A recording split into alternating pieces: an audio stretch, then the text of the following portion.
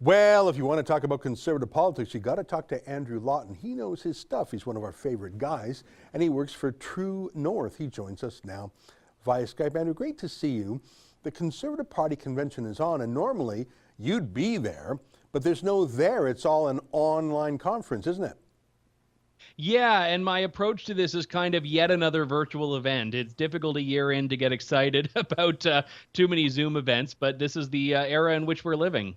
Yeah, I don't blame anybody for this. I mean, the Conservatives probably couldn't hold this event anywhere in Canada. They'd have to fly down to Florida to find a place that would allow them to meet. And of course, that wouldn't work with the quarantine. I'm not as interested in the virtual nature of the convention as I am a few little signs of the party's direction. Let me give you a couple examples. Clean Prosperity, which is sort of a global warming think tank, is having an official event. I don't see the Taxpayers Federation there. You have speakers like Waleed Solomon, Patrick Brown's former top aide, but Pierre Poilievre isn't a speaker. And I'm worried that these are little signals and symbols of the party's direction. What do you think? Yeah, it's a bit concerning that conventions, and I'll take a step back on this actually, because the problem with political conventions is that they are more about theater than they are about substance historically. Despite debates on policy resolutions, a lot of the outcomes are very scripted. And under normal circumstances, why people go to these things is to schmooze. People want to hobnob. People want to do all sorts of things. And yes, you have special interest groups that want to be a part of it by hosting their hospitality suites and all that.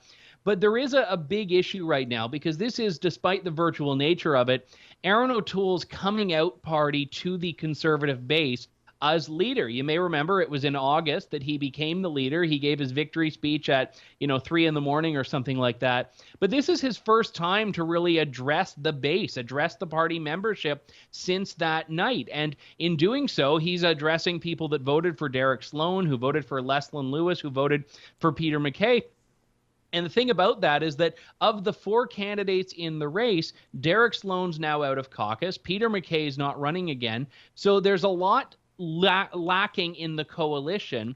And his thing has to be, can I keep this party together? So I think that's the big narrative out of here. And it is interesting to go back to your question about who the party is choosing to really make as part of that coalition. Yeah, I remember when I briefly ran for office some 20 years ago, Stephen Harper was the new leader, and I watched him rebuild the Conservative Party. The first thing he did is he brought back the breakaway MPs, Monty Solberg, Deborah Gray, Jay Hill, who went into something called the Democratic Representative Caucus. So the Canadian Alliance had fractured. He put that back together.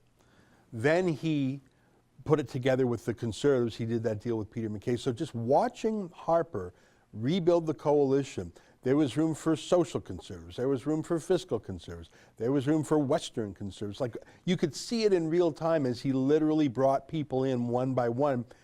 You could feel it. I don't feel that with Erin O'Toole. I see him pushing aside Derek Sloan. I think he pushed aside Pierre Poilievre.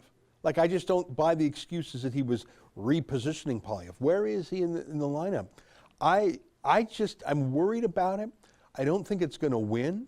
And even if it did win, I mean, I mentioned in my monologue, O'Toole just came out in favor of maintaining foreign aid at Trudeau levels. That's the most unconservative thing I ever heard.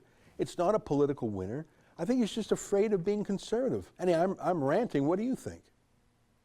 It's funny, when you mentioned foreign aid, I used to, in the before times, travel a fair bit for the nature of my work. And, everyone who's ever been on an airplane has heard that whole, you got to put your own mask on, be a different kind of mask than what we're used to now, but you got to put your own mask on before you assist others.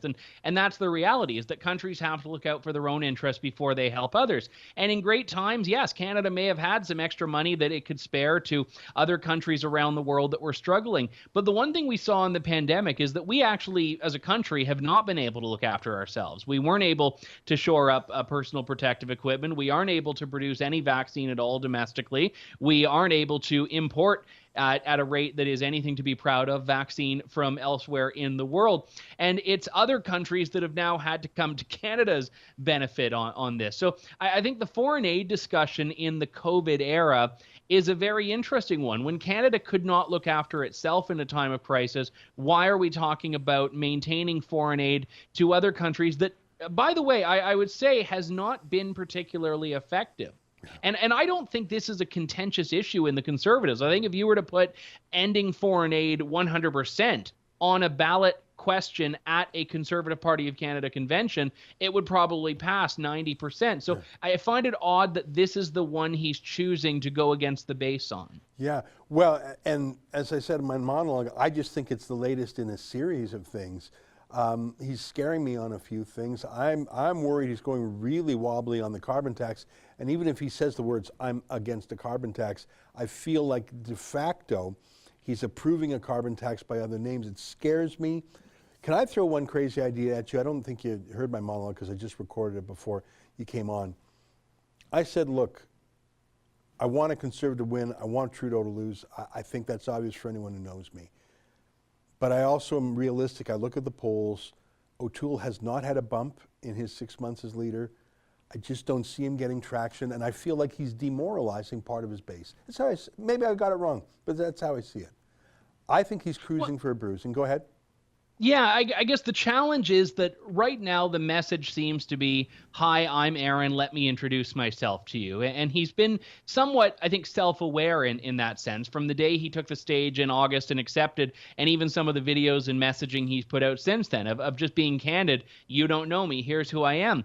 But at a certain point, you have to ask, why are you still introducing yourself? What is it that's missing? And is it just that Canadians aren't paying attention to politics? Perhaps. We know, and I know from being a candidate, a lot of the time people do not start paying attention until the last couple of weeks of the campaign.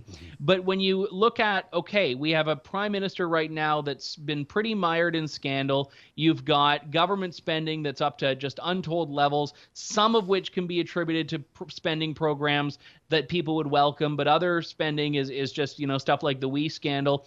And you've got a new, fresh Conservative leader who you'd think would get a bit of momentum just by virtue of being new, of being a fresh face. So yeah, there is the question of where are you going to get that support from? Are you going to get it by introducing yourself to undecideds? Are you going to appeal support from the Liberals, from the NDP?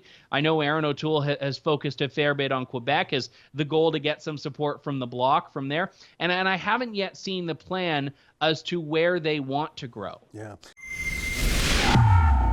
That's an excerpt from my daily show, The Ezra Levant Show. Every day I do a monologue on the news of the day, then I interview an interesting guest, and then I read my hate mail. You gotta subscribe. Go to rebelnews.com.